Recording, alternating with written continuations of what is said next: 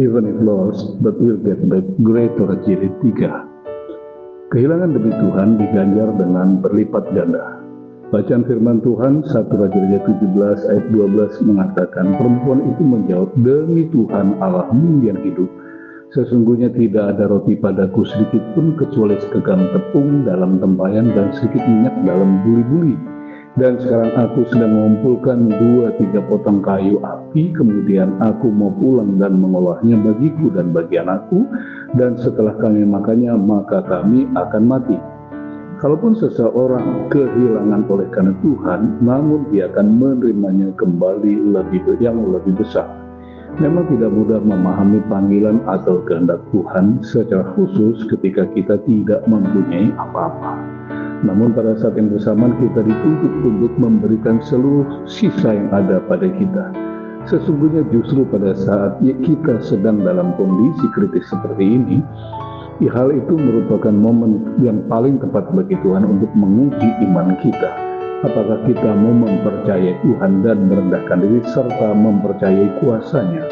Ketika kasih yang tulus dan rasa hormat yang tinggi kepada Tuhan kita jadikan sebagai falsafah yang kita praktikkan dalam keseharian kita, tanpa kita sadari pada saat itu kita sedang dilatih untuk belajar membangun empati terhadap kesusahan sesama. Filipi 2:4 mengatakan, dan janganlah tiap-tiap orang hanya memperhatikan kepentingannya sendiri, tetapi kepentingan orang lain juga. Kasih yang sejati merupakan pengejawantahan ketulusan hati seseorang dalam memberikan apa yang dimilikinya demi memenuhi kebutuhan sesama. Seperti Bapa telah memberikan anaknya Yesus demi keselamatan kita, sebab tanpa Dia niscaya kita semua akan binasa. Roma 5 ayat 8 dan 11 mengatakan, akan tetapi Allah menunjukkan kasih-Nya kepada kita oleh karena Kristus telah mati untuk kita ketika kita masih berdosa. Dengan matinya Yesus di kayu salib, kita orang berdosa menerima kehidupan kekal. Sementara itu bagi Yesus sendiri, Dia tidak kehilangan nyawanya karena Dia menerimanya kembali. Bapa mengasihi aku oleh karena aku memberikan nyawaku untuk menerimanya kembali. Yohanes 10 ayat 17. Demikian pula bagi kita yang mau berkorban bagi Dia.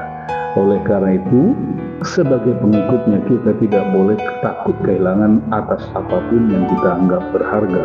Sebab kalaupun kita kehilangan demi kemuliaannya, kita akan menerima kembali berlipat ganda seperti katakan dalam Matius 19 ayat 29, dan setiap orang yang karena namaku meninggalkan rumahnya, saudaranya laki-laki atau saudaranya perempuan, bapaknya atau ibunya, anak-anak atau ladangnya, akan menerima kembali 100 kali lipat dan akan memperoleh hidup yang kekal. Kepada janda malang di Sarfat, Tuhan ingin memberkatinya dengan cara menguji imannya melalui permintaan Elia. 1 Raja 17 ayat 13-14 mengatakan, tetapi Elia berkata kepadanya, janganlah takut, pulanglah, buatlah seperti yang kau katakan, tetapi buatlah lebih dahulu sepotong roti bundaran bagiku daripadanya dan bawalah kepadaku, kemudian barulah kau buat bagimu dan bagi anak-anakmu. Sebab beginilah firman Tuhan Allah Israel, tepung dan tempayan dalam tempayan itu tidak akan habis, dan minyak dalam buli-buli itu pun tidak akan berkurang sampai pada waktu Tuhan memberi hujan ke atas bumi. Janda itu punya alasan untuk menolak permintaan Elia, namun dia memilih mentaati perintah Tuhan meski yang menyampaikannya adalah manusia, dan hasilnya benar-benar menakjubkan. Ketaatan menghadirkan mujizat besar. 1 Raja 17 ayat 15-16 mengatakan, lalu pergilah perempuan itu dan berbuat seperti yang dikatakan Elia. Maka perempuan itu dan serta anak perempuan itu mendapat makanan beberapa waktu lamanya. Tepung dalam tempayan tidak habis dan minyak dalam buli-buli tidak berkurang, seperti firman Tuhan yang diucapkannya dengan perantaraan Elia. Kehilangan sesuatu yang berharga bagi Allah tidak akan membuat kita rugi, namun sebaliknya justru akan diganjar dengan berlipat ganda. Filipi 2 ayat 9 dan 11 mengatakan, itulah sebabnya Allah sangat meninggikan Dia dan mengaruniakan kepada nama di atas segala nama, supaya dalam nama Yesus bertekuk lutut segala yang ada di langit dan yang ada di atas bumi, dan yang ada di bawah bumi, dan segala lidah mengaku Yesus Kristus adalah Tuhan bagi kemuliaan Allah Bapa. Saya tutup dengan 3 power statement.